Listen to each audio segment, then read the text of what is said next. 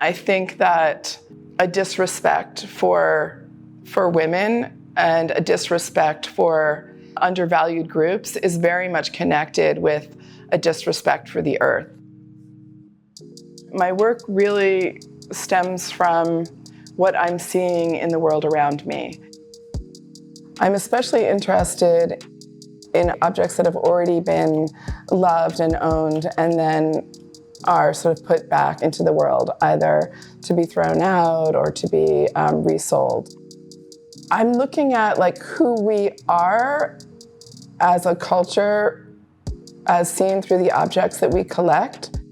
Often there's a specific object that somehow jumps out at me, and I'll decide, oh, I really need to paint that object, because implied in that painting or drawing is a long time of obsessively looking at this particular object. Very curious to see what this gown looks like.